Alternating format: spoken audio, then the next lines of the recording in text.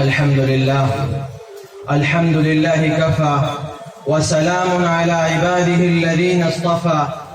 أما بعد فأعوذ بالله من الشيطان الرجيم. بسم الله الرحمن الرحيم. يا أيها الذين آمنوا بالله ورسوله. وقال النبي عليه الصلاة والسلام: كلمة تقولونها تملكون بها العرب والعجم. صدق الله مولانا العظيم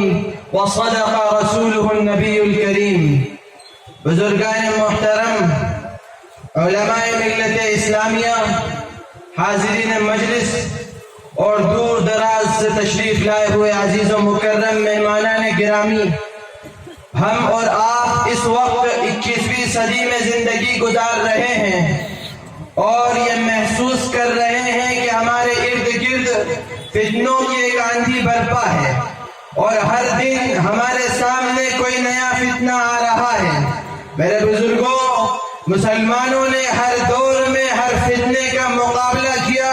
اور ان فتنوں کے مقابلے امن و سلامتی کو نافذ کیا، لیکن آج کے اس دور میں ہمیں یہ محسوس ہو رہا ہے کہ ان فتنوں کی آندھیوں میں ہم مسلمان خود متاثر ہو رہے ہیں، کیونکہ آج ہم نے اپنے آئیڈیل نبی صلی اللہ علیہ وسلم کی سنتوں کو چھوڑ دیا، آپ کی شریعت سے دور ہو گئے، آپ کی تعلیمات سے کنارہ کشی اختیار کر لی. ہم مسلمانوں نے اپنے نبی کی سنت کو ہٹایا اپنے چہروں سے، آپ کی تعلیمات کو نکالا اپنے گھروں سے، آپ کی شریعت کو ختم کیا اپنے معاشروں سے، اور ہم نے اس کے مقابلے میں ایک ابلیسی اور شیطانی یورپین نظام کو تسلیم کیا. ہم نے مغربی تہذیب کو قبول کیا، ہم نے یورپین کلچر کو فالو کیا، ہم نے یہودی آئیڈیالوجی کو اختیار کیا. میرے بزرگوں، نبی پاک علیہ السلام کی یہی شریعت ہے جس کے تحفظ کی خاطر کبھی مسلمان بوڑھوں، بچوں، عورتوں اور جوانوں نے فلسطین میں اپنا خون بہایا، تو کبھی ڈینمارک اور دیگر ممالک میں عورتوں کو سڑکوں پر آ کر احتجاجات کرنا پڑے، اور کبھی صومالیہ اور عراق اور افغانستان میں نہتوں اور بوڑھوں پر بم برسائے گئے. ایسا اس لیے ہوا کہ انہوں نے اس شریعت مطہرہ کی خاطر اپنی صدائیں بلند کی. میرے عزیزوں، ذرا اپنے ماضی کو دیکھیے کہ نبی پاک علیہ السلام کے صحابہ اسی شریعت کو لے کر آگے بڑھے اور انہوں نے دنیا کے ہر بڑے سے بڑے چیلنج کا مقابلہ کیا. لہذا حضرت ابو بکر صدیق رضی اللہ عنہ کے دور میں ارتداد کا مقابلہ کیا گیا اور مسیلمہ کذاب جیسے مجرم و خبیث انسان کا خاتمہ کیا گیا، اور عراق میں اسلامی پرچم لہرایا اور شام کی سرحدوں میں اسلامی فوجیں داخل ہوئی. حضرت عمر فاروق رضوان اللہ رضی اللہ عنہ کے دور میں عراق اور روم جیسی عظیم سلطنتوں کو فتح کیا گیا، اور اس کے بعد مسلمانوں کے قبلہ اول بیت المقدس کو دشمنوں کے شکنجے سے آزاد کرایا گیا. حضرت عثمان رضی اللہ عنہ کے دور میں افریقی ممالک میں اسلام کے جھنڈے لہرائے گئے اور باغیوں کی کمر توڑ دی گئی. حضرت علی کے دور میں باطل فرقوں کی طاقت کو کچلا گیا. حضرت حسین رضی اللہ عنہ نے کربلا کے میدان میں ظالم کا ڈٹ کر مقابلہ کیا، اور حضرت طارق ابن زیاد نے کشتیاں جلا کر اسپین کو فتح کیا اور تاریخ رقم کر دی. محمد بن قاسم نے صرف 17 سال کی عمر میں سندھ کو فتح کر لیا، اور نبی کے غلاموں نے، یہ دنیا نے یہ واقعہ دیکھا کہ نبی کے غلاموں نے اس وقت کی سپر پاور طاقتیں کیسر و کسرا کو پیروں تلے رون دیا، اور آسمان و زمین نے اس کی گواہی دی. میرے بزرگوں، یہ صحابہ کے واقعات اس لیے نہیں ہیں کہ ہم مسلمان اس سے اپنا تعارف کرائیں، یہ صحابہ کے واقعات اس لیے نہیں ہیں کہ صرف یہ تقریروں اور جلسوں تک محدود رکھا جائے، بلکہ یہ واقعات اس لیے ہیں کہ مسلمان ان کی روشنی میں آگے بڑھیں اور ہر چیلنج کا مقابلہ کریں، اور مسلمان قرآن کے اس پیمانے کو سامنے رکھیں کہ فلا وربک لا یؤمنون حتی یحکموک فیما شجر بینہم ثم لا یجدوا فی انفسہم حرجا مما قضیت ویسلموا تسلیما. فرمان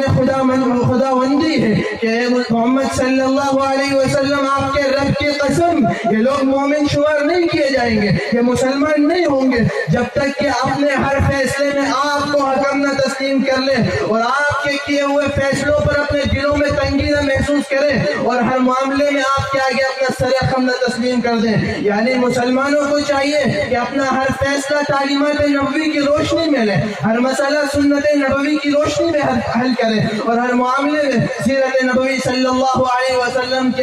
آگے سر خم تسلیم کر دے، اور لوگوں کو عہد صدیقی کے مناظر یاد دلائے، عہد فاروقی کے کارنامے یاد دلائے، عہد عثمان کے واقعات سے متعارف کرائے، زمانہ علی کے نقشے لا کر دنیا کے سامنے رکھ دے، اور ظالم کے سامنے ابو عبیدہ ابن الجراح جیسے سپہ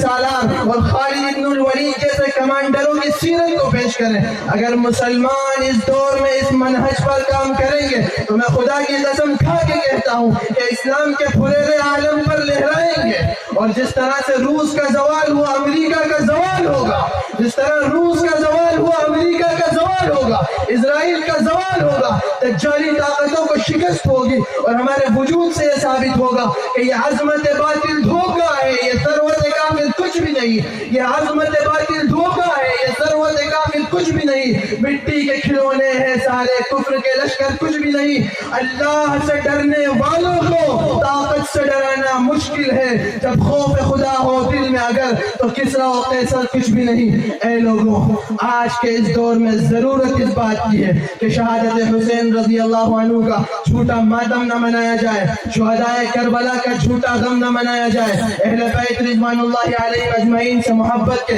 کھوکھلے نعرے نہ لگائے جائے، بلکہ حضرت حسین رضی اللہ عنہ کے طریقے کو اپنی زندگیوں میں اختیار کیا جائے، اہل بیت رضوان اللہ علیہ اجمعین سے محبت کا اعلان اپنے عادات سے کیا جائے، اپنے اخلاق سے کیا جائے، اور صحابہ رضوان اللہ علیہ اجمعین کے منہج کو اختیار کرتے ہوئے دنیا سے کرپشن کو ختم کیا جائے، ظلم کو ناپید کیا جائے، امن و سلامتی کو نافذ کیا جائے، قتل و اغوا کی وارداتوں پر روک لگائی جائے، آبرو ریزی کے واقعات کو ختم کیا جائے۔ اور اگر مسلمان اس منہج کو لے کر آگے بڑھیں گے تو پھر ہمیں جو مٹانے کی کوشش کرے گا وہ ابو جہل کی طرح بے نام و نشان ہو جائے گا، وہ ابو لہب کی طرح ختم کر دیا جائے گا، وہ عقبہ اور عتبہ کی طرح مٹا دیا جائے گا، اور ہمیں بقا حاصل ہوگا بلال کا بقا، خبیب کا، خباب کا، عمار کا، یاسر کا، سمیہ کا، بلکہ انشاءاللہ ہمیں بقا حاصل ہوگا ابو بکر صدیق کا، عمر فاروق کا، عثمان ابن عفان کا، علی ابن ابی طالب کا۔ مسلمانوں، قرآن اس دور میں ہم سے مخاطب ہے